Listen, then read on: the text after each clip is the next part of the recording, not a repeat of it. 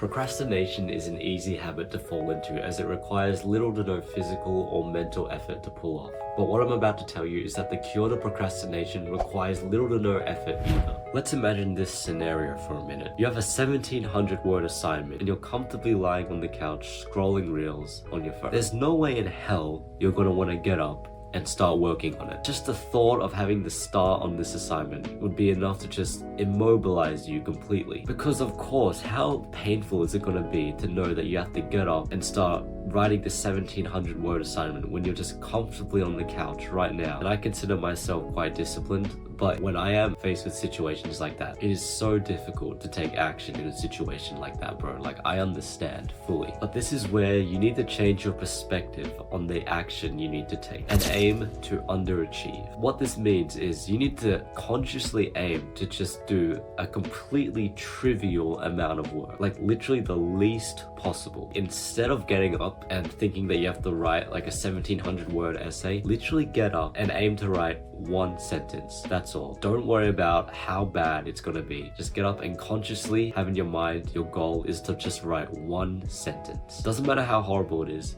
just do it. You do that and I guarantee that the action of getting up and just doing that will shift your mood entirely. Just think about it. To get up and write this one sentence, you've had to put your phone away, get off the couch, sit at your desk, open your computer, open up the spreadsheet and write this one sentence for this essay. You've now got everything you need just lined up in front of you, just ready to go. You're ready to start studying. All that mental tension around getting up and needing to study, it won't feel as hard anymore. Once you're in that zone, you may say to yourself, all right, let's write 2 more sentences or maybe 3 more. Then after that, you might think, you know what, let's write 5 more actually. You know what, let's just write a paragraph. You know what, let's do a second paragraph. And then you will end up just most likely just slipping into that deep focused mental state that you need to start studying or to start doing whatever it is you need to do. And I can honestly tell you that from using this strategy, I've ended up doing more work than I even intended to do initially. I end up overachieving. And this is why it just works so well. By initially planning to just do something so stupidly easy, you basically just gain the motivation as you go. Like maybe you are so like unmotivated that just turning your laptop on is like the one thing you can only do. Maybe as soon as you go to turn that computer on, maybe you'll have the motivation to then open up the spreadsheet, open up the assignment page. Maybe once the assignment is open, you'll have the motivation to actually start writing a bit. Once you start writing, you'll have the motivation to start writing more. You'll just keep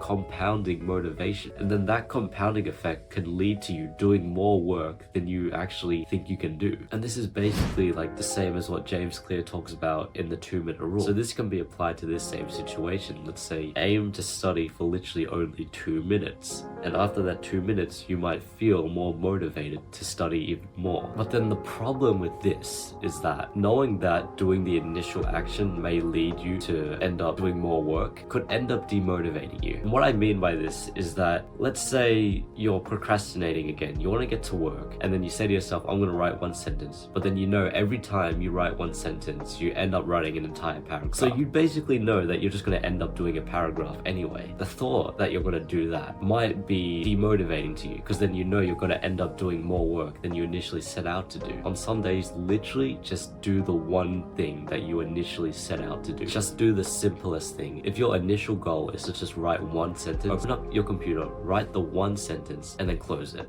And then that's all you do. Now this may sound just stupid and unproductive, but the more you just standardize that action of just writing the sentence or just pulling up the spreadsheet, the more likely it is that you can improve it in the future. If you want to get into the habit of beating procrastination and studying, you can't do that if you don't even have the habit of actually starting to study. At least make it a habit to just open up your computer and then you can build from there. Point is, just keep your aim small. Don't think of the whole picture. Think about only what you got to do now that can bring you at least 1% forward and then just build from there.